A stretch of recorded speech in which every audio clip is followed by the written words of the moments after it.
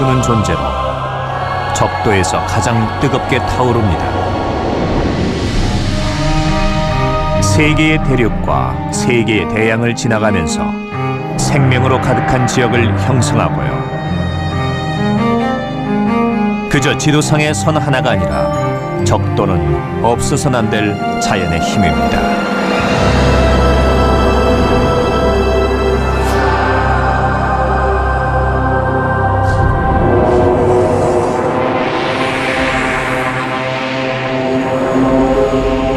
태양의 엄청난 에너지는 적도에서 가장 강하게 느낄 수 있습니다. 날마다 아침이 되면 태양은 열기와 빛을 내뿜으면서 새로운 하루를 밝히지만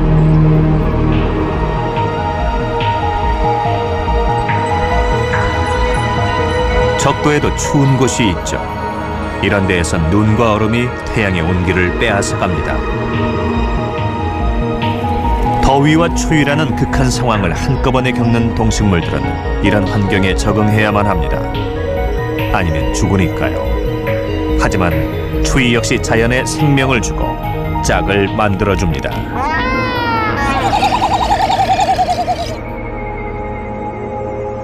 때론 풍요로움도 가져다주고 태양과 협력해서 진화 과정에 참여하기도 합니다.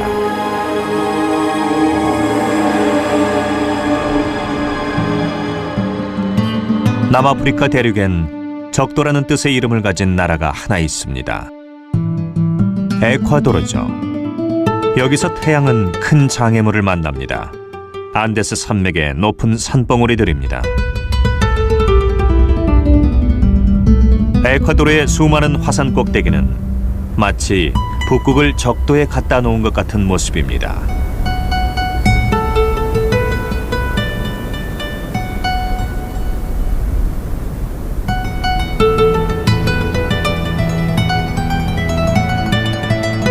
이 산봉우리들은 에콰도르의 어느 지역보다도 태양과 가까이 있지만 이 지역에서 가장 추운 곳이기도 합니다.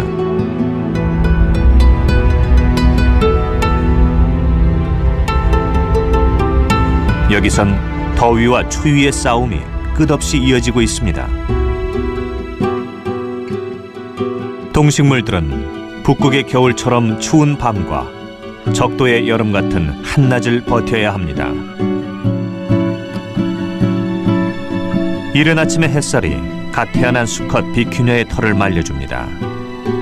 만일 밤에 태어났다면 녀석은 얼어 죽었을 겁니다.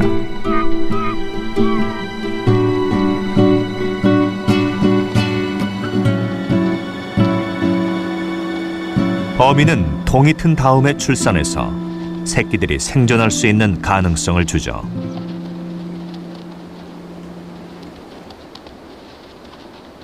두 시간밖에 안 됐지만 녀석은 무리를 따라다닐 수 있습니다. 이렇게 새끼 비큐녀의 일생이 시작됩니다. 녀석의 천적은 날씨가 될 것이고 녀석을 보호해줄 건 푹신한 털뿐입니다. 비큐녀의 털은 가장 따뜻한 모피입니다. 비큐녀처럼 어떤 식물은 복슬복슬한 털로 보온합니다. 그것 말고도 추위를 막는 방법이 또 있죠. 새벽 시간, 땅은 얼어붙지만 식물은 얼지 않습니다. 식물 수액은 온도가 0도 이하로 떨어져도 계속 흐릅니다. 과냉각 상태만 되지 얼어붙는 법은 없습니다. 하지만 아침이 밝아오면 태양이 날리는 아침 인사는 죽음의 키스가 될 수 있습니다.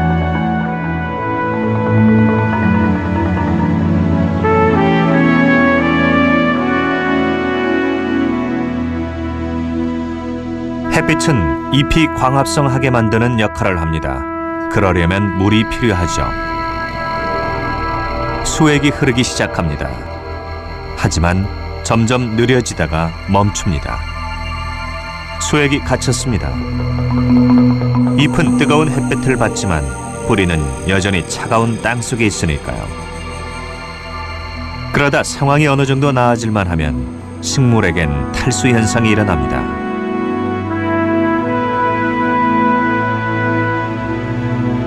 한 시간쯤 지나고 땅이 녹고 나서야 식물은 물을 빨아들이죠.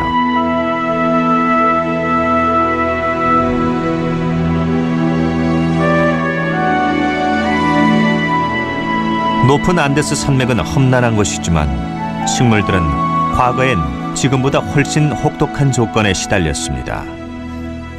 안데스 산맥은 지구를 강타한 빙하기의 영향을 고스란히 받았습니다.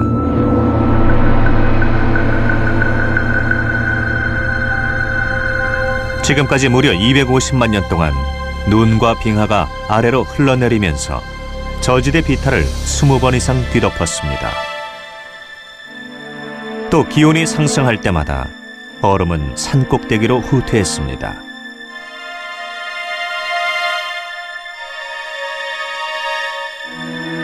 적도에 위치한 이 화산들의 꼭대기엔 만년설이 남아 있습니다. 생명체는 찾아볼 수 없죠. 생명은 1000m 아래에서 시작됩니다. 고온 때문에 식물의 키가 작은 편이죠. 하지만 이 추키라과 관목은 예외입니다. 키가 크고 화려한 오렌지색 꽃을 피웁니다. 이 꽃들은 예상치 못한 손님들을 불러 모읍니다. 힐스타는 세계에서 가장 높은 곳에 사는 벌새입니다. 식물과 새는 서로 의존합니다. 힐스타는 정기적으로 화미를 먹어야 하고 꽃은 가루바지를 해야 하죠.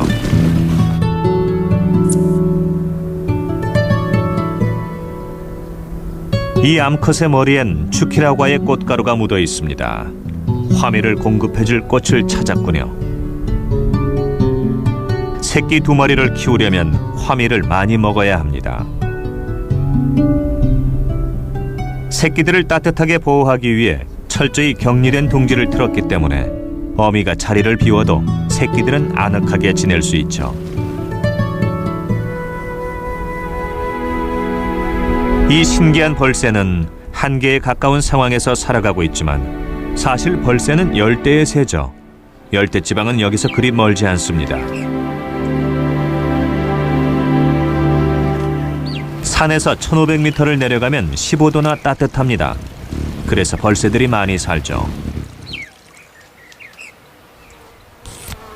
이 푸른 귀 벌새의 수컷은 날마다 자기 몸무게만큼 화미를 빨아먹어야 합니다. 공중에 뜬 채로 먹을 때 날개가 맹렬히 움직입니다. 1초에 20번꼴로 말이죠.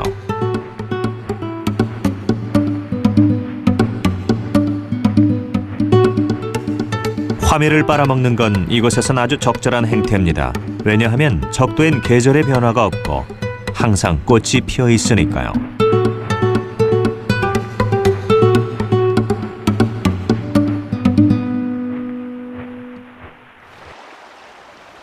벌새들이 서식하는 이 계곡은 또 다른 동물이 빙하기 때부터 살아온 집이기도 합니다. 바로 안경곰입니다. 이건 암컷입니다. 새끼를 키우고 있죠. 몸집이 작은 이 안경곰의 조상은 빙하기 동안 아메리카 대륙을 누볐던 거대한 육식곰들입니다. 하지만 안경곰은 채식곰입니다. 특정 식물을 좋아해서 오소 아코파이에로로도 불리죠. 브로멜리아들을 먹는 곰이란 뜻입니다. 브로멜리아드는 나무 위에서 자랍니다. 새처럼 나뭇가지 위에 앉아있죠. 세계에서 가장 나무를 잘 타는 곰에게 나무 위로 올라가는 건 일도 아닙니다.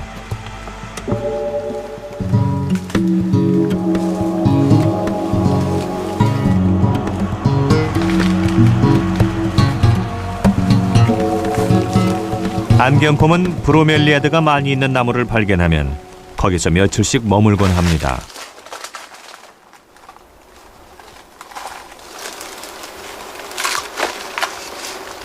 안경곰은 주로 잎의 아래쪽과 영양분이 많은 중심부를 먹습니다.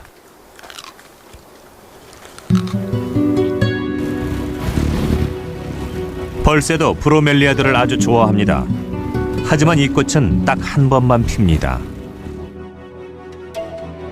단 하나의 꽃대에 작은 꽃들이 계속해서 피고 지면서 이 열성적인 벌새들에게 몇 주 동안 화미를 제공합니다.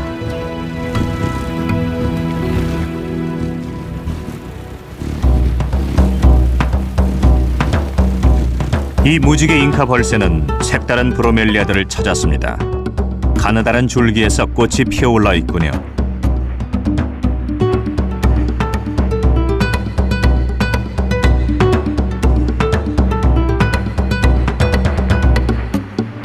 열대의 새들과 빙하기의 곰이 같은 식물을 먹이로 삼으면서 같은 숲에 삽니다.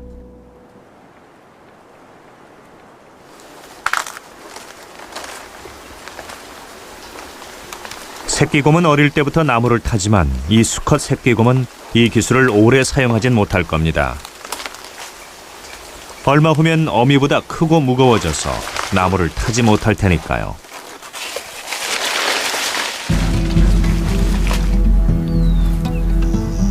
다 자란 수컷은 계속 지상에서만 지냅니다. 역시 땅에서 자라는 브로멜리아들을 찾으면서요. 이건 푸야라고 하는데 뾰족한 바늘잎으로 자신을 보호합니다.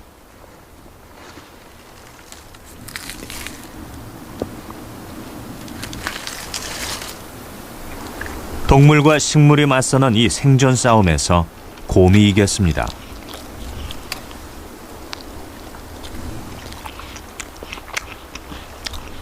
안경곰은 멸종된 조상들에게서 물려받은 힘센 턱을 이용해서 겉껍질을 벗겨내고 맛있는 속대를 꺼내 먹습니다.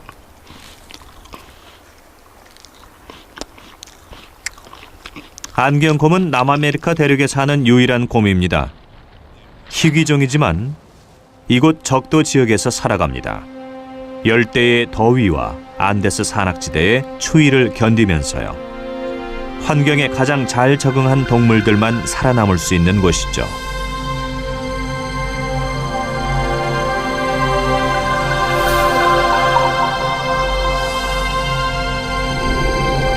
산 위는 공기가 차기만 한 게 아니라 산소까지 무척 희박한 상태입니다. 이 수컷 비큐냐는 암컷의 무리를 이끕니다.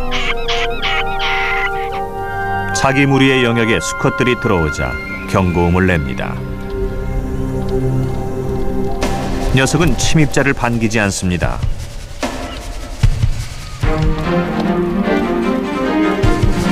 추격이 시작됩니다. 하지만 4,500m 높이에선 호흡할 때 들어오는 산소가 해발 높이의 절반밖에 안 됩니다.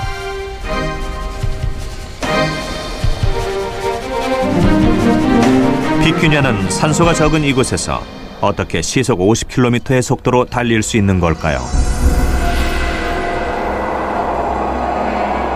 비큐냐는 호흡할 때마다 모든 산소를 소모할 수 있습니다.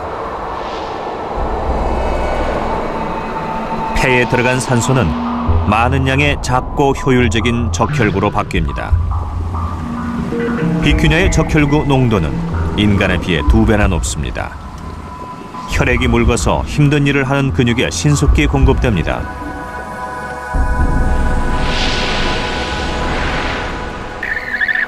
그래서 비큐냐는 이런 높이에서도 격렬하게 살 수 있는 겁니다. 우두머리 수컷에 의해 쫓겨난 젊은 수컷들은 자기들끼리 싸움 연습을 합니다. 힘을 겨루는 녀석들의 대결은 몇 시간이나 계속됩니다.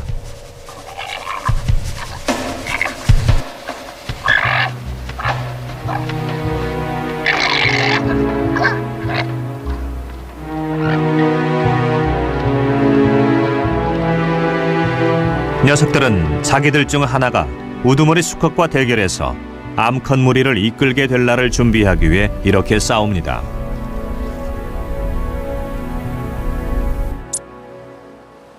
힐스타 벌새는 쓸데없이 힘을 빼지 않습니다.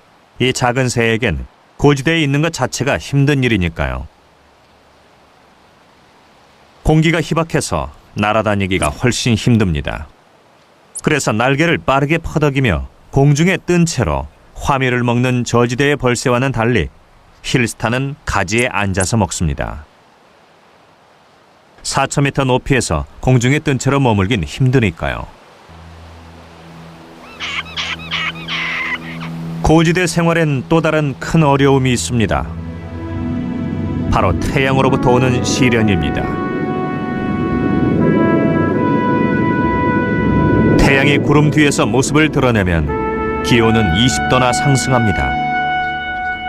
그럼 열기만 더해지는 게 아니라 복사 에너지도 커지죠. 태양은 주로 수소가스로 구성되어 있습니다. 매 순간 셀 수 없이 많은 수소 폭탄이 태양 표면에서 폭발하며 이때 발생한 엄청난 양의 열기와 복사 에너지가 우주 공간을 뚫고 지구에 도달합니다. 태양이 곧장 지나는 길인 적도 일대는 이런 자외선 복사 에너지를 온전히 흡수합니다. 북극에 비하면 무려 1000배나 많은 양입니다. 다행히도 하루 종일 짙은 안개가 피어올라 차단막 역할을 해줍니다.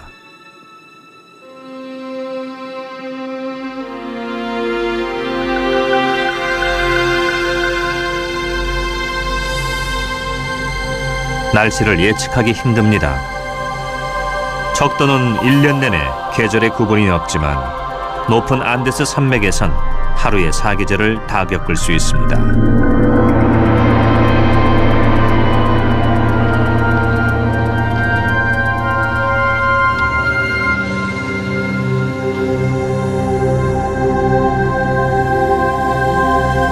한여름 같은 대낮과 한겨울 같은 밤을 이어주는 짧은 황혼이 지나면 모두에게 가장 힘든 시간이 시작됩니다.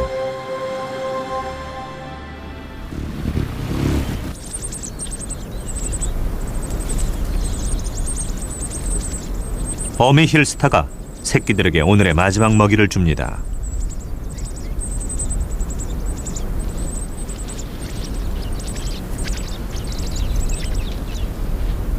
어미는 새끼들을 잘 품습니다. 밤은 작은 벌새들을 극한 상황으로 내몹니다. 절벽 중간에 홀로 앉은 어린 암컷 벌새는 에너지 소모를 줄여서 목숨을 부지합니다. 혼수 상태로 동면에 들어가서 밤 시간을 보내는 겁니다.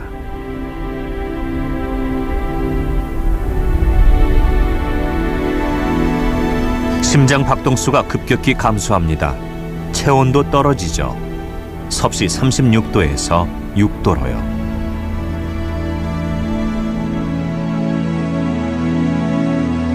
밤이면 기온은 영하로 뚝 떨어집니다. 미니 빙하기인 셈이죠. 하지만 이 개울은 얼지 않습니다. 이 개울은 작고 사나운 포식자의 사냥터입니다. 고기잡이 쥐입니다.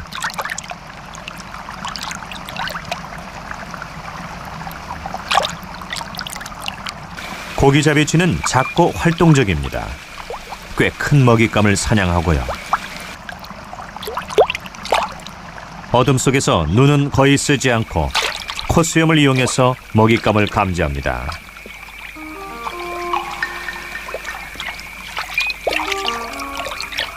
안경곰과 마찬가지로 이 고기잡이 쥐도 빙하기를 이겨낸 종입니다.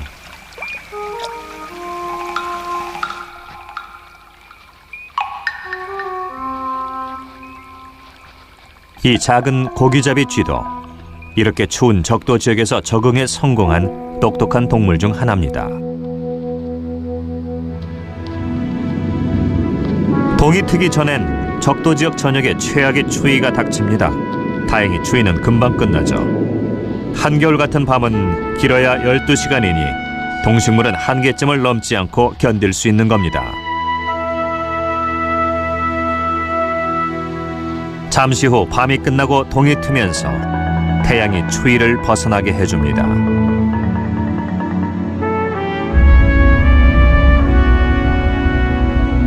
하지만 서쪽은 아직 열대의 강렬한 더위가 오지 않아서 여전히 춥습니다. 태평양으로 나가보면 먹이와 무기질이 풍부한 훔볼트 해류가 남극 대륙에서 올라옵니다. 간혹 있는 일이지만 이 해류가 갈라파고스 제도까지 올라오지 못하면 수많은 동물이 죽게 됩니다.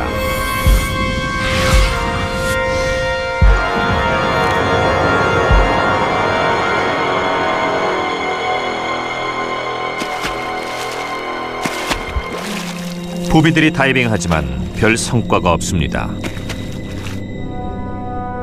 더위는 누그러지지 않고 바다는 목욕물처럼 따뜻합니다.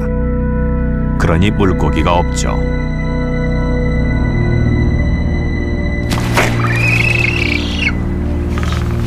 이 부비 부부는 아주 일찍 번식한 축에 속하지만 새끼들을 살릴 만큼 먹이를 찾지 못하고 있습니다. 새끼들의 목숨은 먹잇감이 풍부한 훔볼트 해류가 언제 도착하느냐에 달려 있습니다. 다른 푸른발 부비들은 해류를 기다리느라 아직 번식하지 않았죠. 이 한 쌍은 부회의 첫 단계를 시작했습니다.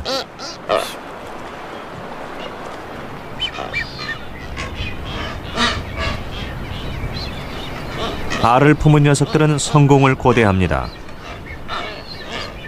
그 성공은 먹잇감이 언제 오느냐에 달렸죠. 지금은 엘버트로스만이 훔볼트 해류에 접근할 수 있습니다. 이 해류는 페루 해안에서 1500km 거리에 있는데 엘버트로스는 거기까지 날아가서 사냥합니다.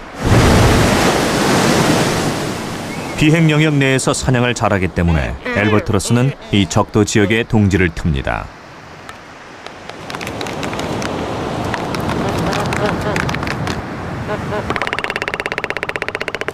둥지를 꾸리기 전 몇 주 동안 엘버트로스들은 서로 맵시를 뽐내죠.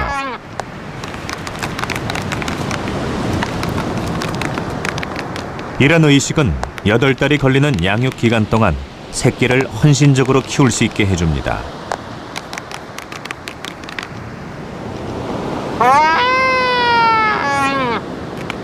부부는 장기간 떨어져 지냅니다. 하나가 둥지에 남아있는 동안 나머지는 먹이를 찾으러 날아가야 하니까요. 비행거리는 점점 짧아질 겁니다. 좋은 어장이 갈라파고스 제도 쪽으로 다가온다면요. 영양물이 풍부한 남극의 물은 물고기를 많이 몰고서 천천히 북쪽으로 이동합니다.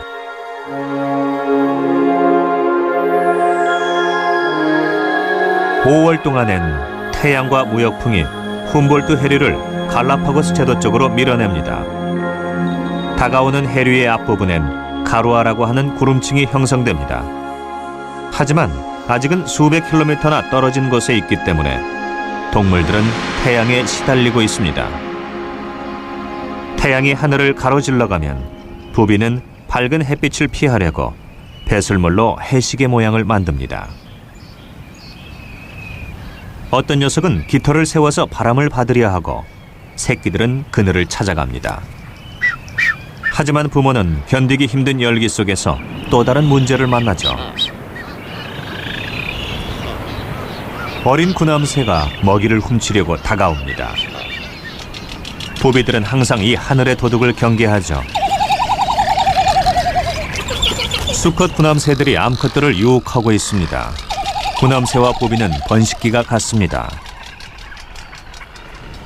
구남새들은 부비들의 먹이를 훔칩니다. 나중엔 둥지에서 나뭇가지까지 훔쳐갑니다.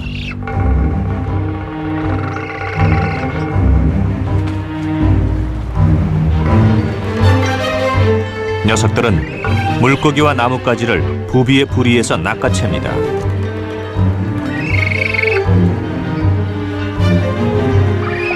하지만 약탈 생활은 불안합니다.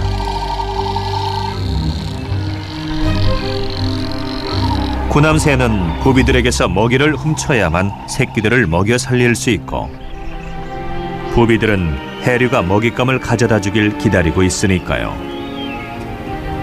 몸을 식히려고 숨을 헐떡입니다. 엘버트로스도 그렇고요. 항상 일정한 온도로 알을 품고 있어야만 합니다. 안 그러면 새끼들이 죽죠.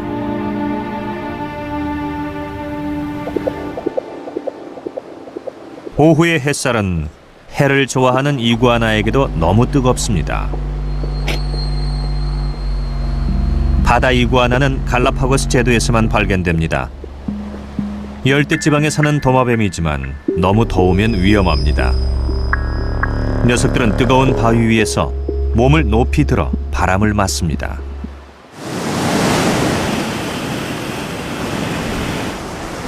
날씨가 너무 더워지면 바다 사자들이 헤엄칩니다.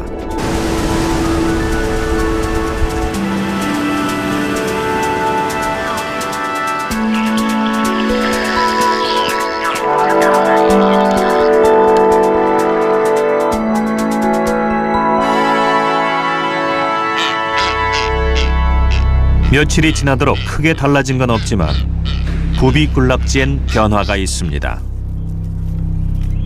찬 해류가 금방 올 거라 믿고 번식한 녀석들에게 위험은 전보다 더 커졌습니다. 새끼 부비의 미래는 어떻게 될까요? 오늘 먹을 건 있을지 몰라도 내일은 먹이를 찾을 수 있을까요? 찬 해류는 언제나 도착할까요? 영영 안 오면 어쩌죠? 이런 몇 년에 한 번씩 있습니다. 태양이 해류의 흐름을 바꿔놓기 때문입니다.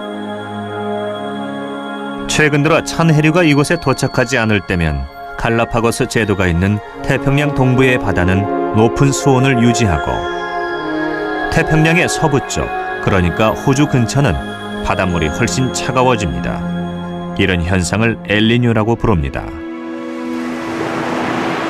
갈라파고스 제도의 바다가 1년 넘게 따뜻하고 물고기가 없으면 치명적입니다.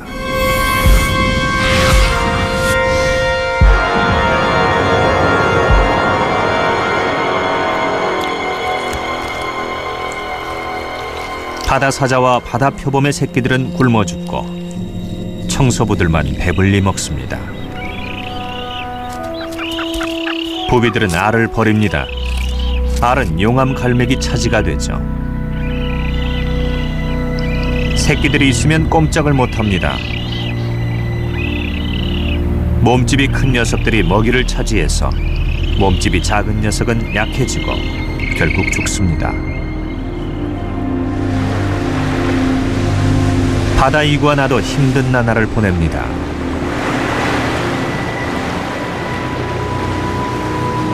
엘니뇨 때는 이구아나들의 먹이인 해조류가 사라집니다. 그래서 해조류를 키워줄 찬 해류가 오지 않으면 녀석들은 굶게 됩니다. 엘니뇨가 온 해엔 이구아나가 많이 죽습니다. 하지만 죽음을 피할 비법이 있습니다. 수축입니다. 이구아나는 골격을 포함해서 몸 전체를 4분의 1 가까이 수축합니다.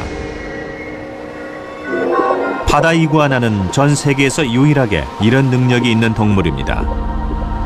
엘니뇨가 오면 몸집이 작은 이구아나는 적게 먹고도 살아남죠. 이렇게 한치 앞을 예상할 수 없는 지역에서 수축은 가장 효과적인 생존 전략입니다.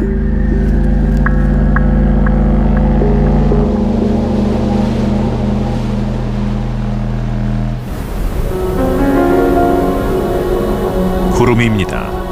근처에 가로아가 왔나 봅니다. 저번엔 다가오다 말고 사라져버렸죠. 하지만 이번엔 구름이 천천히 만들어지며 뭔가 될 듯한 조짐을 보이더니 정말 됐습니다. 남극 대륙에서 온 찬바람이 적도 지역에 도착했습니다.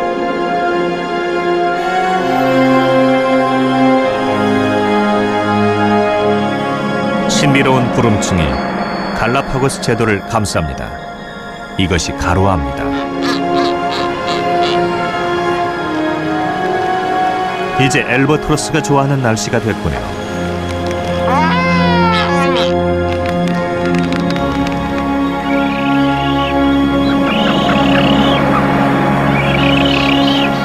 갑자기 먹이가 많아져서 이 둥지에 있는 새끼들이 모두 살아날 것 같습니다.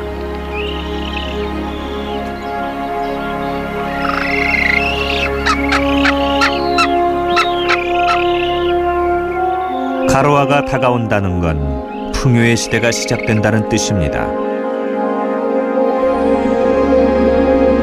차가운 해류에 들어있는 무기질에다 태양의 힘이 더해지면 플랑크톤의 수가 폭발적으로 증가합니다.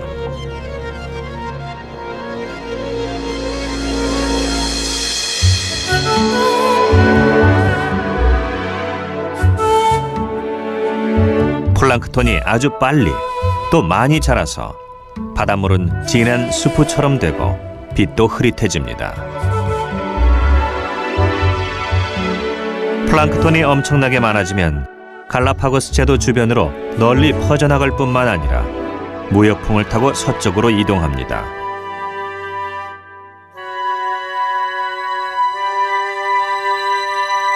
이 플랑크톤은 광활하고 풍부한 바다의 목장 역할을 하면서 모든 생물에게 먹이를 제공합니다.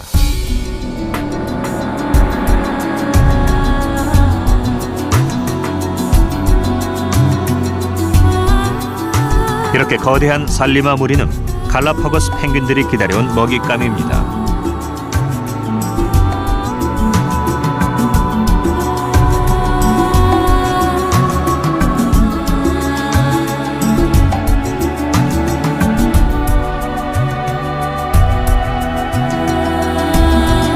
이런 좋은 날이 오지 않을 가능성은 늘 있지만 위험을 감수할 가치는 있습니다. 고난을 이겨내면 태평성대가 오니까요.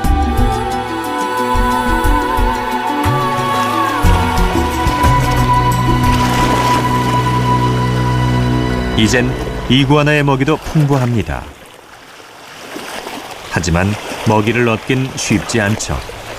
이구아나는 열대 동물이고 바닷물은 차가우니까요. 제일 큰 수컷이 먼저 물에 뛰어듭니다. 수컷들은 몸집이 커서 추위를 이기기에 유리합니다. 하지만 먹이를 먹고 싶으면 물에 들어가야 합니다.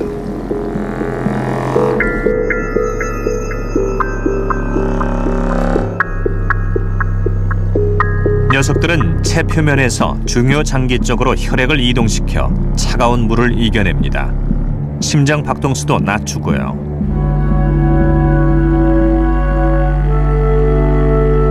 해류가 오면 무기질이 크게 증가하고 그걸 먹는 해조류도 자라납니다.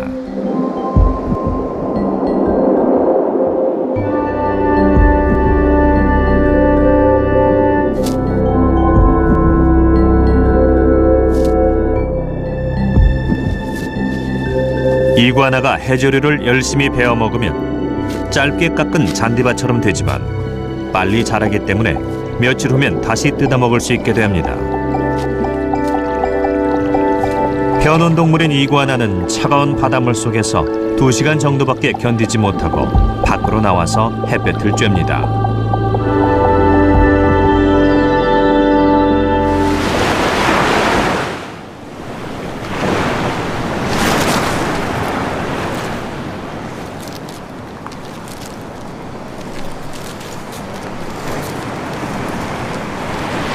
갈라파고스 제도에서 태양과 차가운 바닷물은 아주 독특한 생물 군락지를 만들어냈고 여기서 바다 이구아나처럼 신기한 동물들이 진화했습니다. 이구아나뿐만이 아닙니다. 역시 신기한 동물로 이런 환경에 적응한 냉수종이 있습니다. 바다 사자와 펭귄이죠. 이런 동물들은 원래 극지방 쪽에 삽니다. 엘버트로스도 그렇고요. 찬 해류 덕분에 갈라파고스 제도는 적도 지역에서 하나밖에 없는 곳이 됐습니다.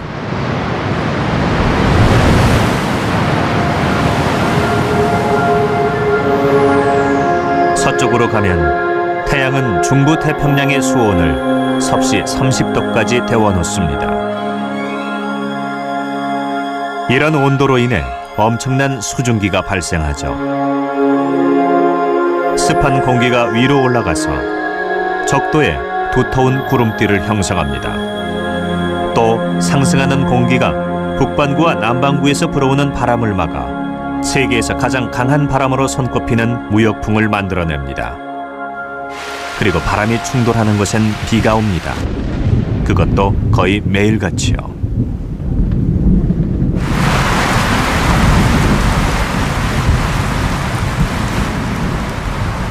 팔미라 환초는 태평양 한가운데 있는 몇 개의 작은 섬 중 하나입니다. 여기선 또 다른 해류가 아주 색다른 생육 환경을 만들어냅니다.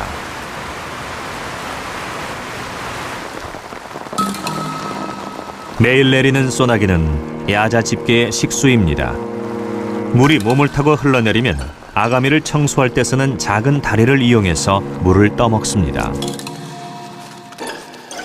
야자 집게는 세계에서 가장 큰 육상 무척추 동물입니다. 주로 코코넛을 먹지만 죽은 동물도 먹고 삽니다. 이곳엔 물새 둥지가 아주 많기 때문에 야자 집게는 죽은 물새 새끼를 먹죠. 거대한 야자 집게들은 육지에서 서식하는 데 성공했습니다.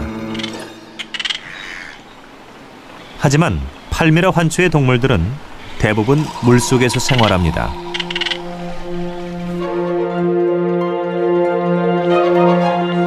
초호엔 수많은 종류의 물고기와 산호가 서식합니다. 컨빅트 탱무리가 태양을 받고 자란 해조류를 먹습니다. 여기엔 18종의 나비 고기가 있는데 어떤 건 산호만 먹도록 특별히 진화했습니다.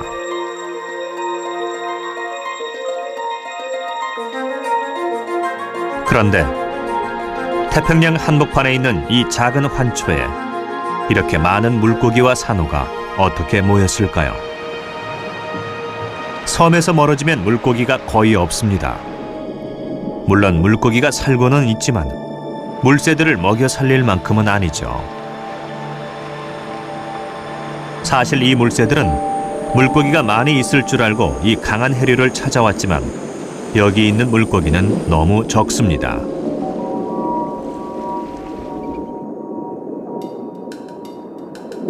이 해류를 따라 물고기와 산호를 비롯한 해양 생물의 새끼들이 태평양을 반쯤 건너는데 팔미라 환초가 바로 그 경로에 자리하고 있습니다. 팔미라 환초를 풍성하게 해주는 해류는 세계에서 가장 산호초가 많은 곳에서 생명체를 가져옵니다. 그건 적도를 따라 훨씬 서쪽에서 발견되는 종들입니다. 적도는 호주의 북쪽 파푸아 뉴기니 근처를 지나갑니다. 시작은 동남아시아 가장자리에 있는 수백 개의 군도입니다. 이곳의 무성한 산호초는 과거 빙하기 때와 연결됩니다. 그리고 희한한 모양의 석회암 섬들인 라자 암팟 주변엔 세계 최고의 산호초가 있습니다.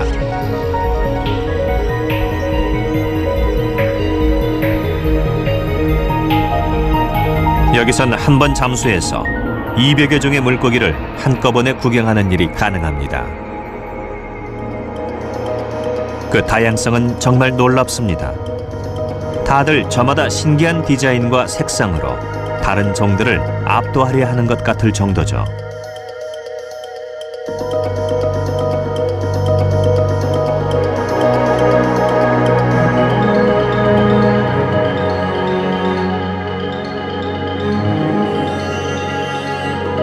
워낙 다양하다 보니 속임수라든가 모방이 많고 아주 가까운 친척도 있으며 이종 교배도 많습니다. 물론 다양성은 늘 존재하고요.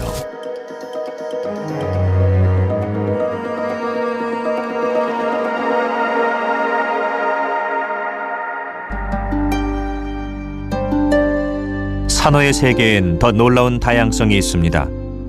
이 지역엔 400종이 넘는 산호가 서식합니다.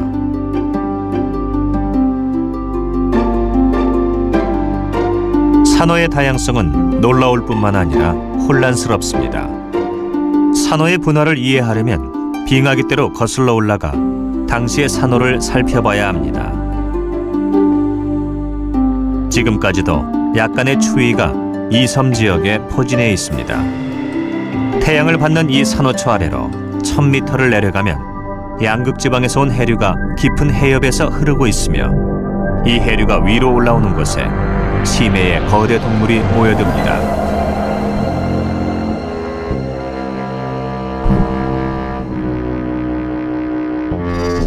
개복치가 깊은 사냥터에서 따뜻한 위로 올라옵니다.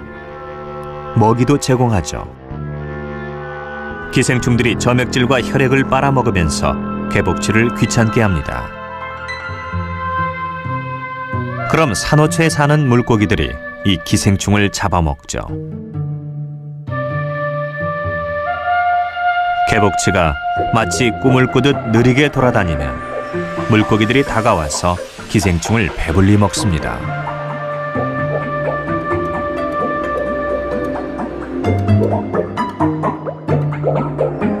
몸이 깨끗해진 개복치는 다시 깊고 차가운 바다 밑 사냥터로 향합니다. 청소 물고기들도 산호초로 돌아가죠. 이건 빙하기 때부터 계속된 일입니다. 어떤 산호초는 1000년 전부터 형성됐고 도시 하나만큼 크지만 그 시초는 폴립이라고 하는 아주 작은 동물이었습니다.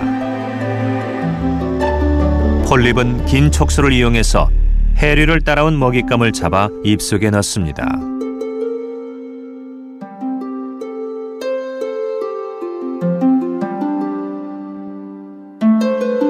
폴립은 바닷물에 함유된 칼슘염을 뽑아내서 독특한 석회질의 집을 짓습니다. 폴립은 무성생식으로 번식하며 코랄 헤드라고 하는 석회질 도시를 만들고 이것들이 맞닿아 자라면서 산호초를 형성합니다. 세월이 흐르면 산호초는 거대해지지만 플랑크톤만 먹기 때문에 이렇게 커지는 건 아닙니다.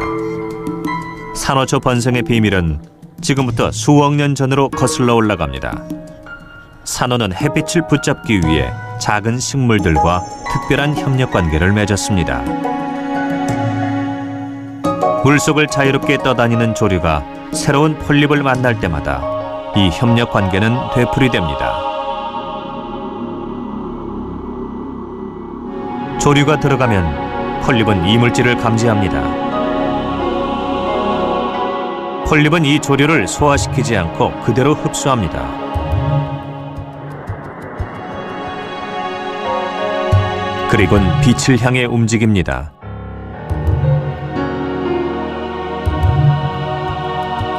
이 협력관계에서 폴립은 질소를 생산합니다. 폴립에 흡수된 조류를 공생조라고 하는데 공생조는 햇빛을 받고 당을 생산합니다. 그리고 둘이 함께 산호초를 만들죠.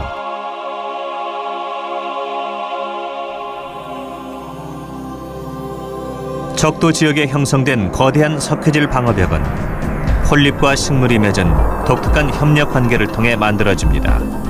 그리고 그 촉매제는 태양입니다.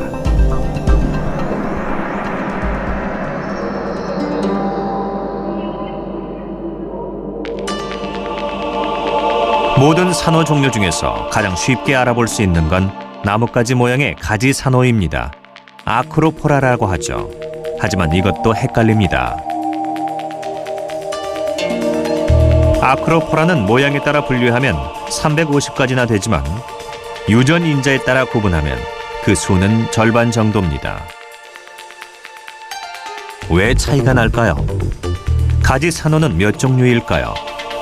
이런 질문에 대한 해답을 찾는 과정에서 산호의 번식에 대해 새로운 사실이 밝혀졌습니다.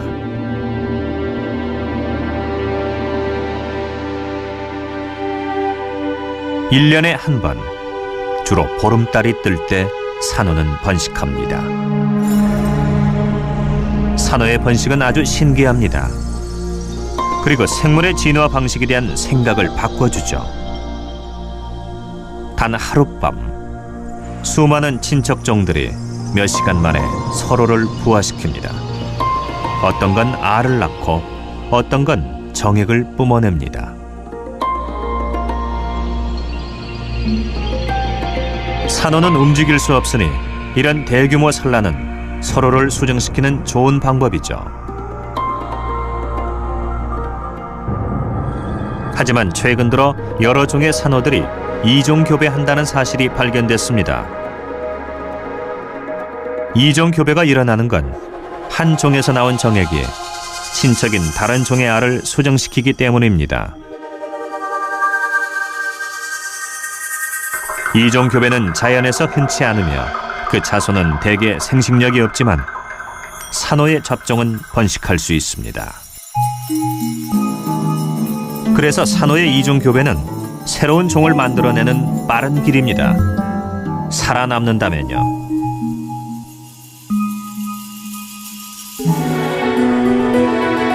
태양과 추위의 상호작용으로 인해 적도에서 가장 생물종이 풍부한 지역이 만들어졌습니다. 하지만 이 동남아시아 산호초의 특징은 다양성뿐만이 아닙니다. 이곳은 전 세계 동식물의 절반 이상이 살아가는 다른 모든 적도 지역과 밀접하게 연계되어 있습니다.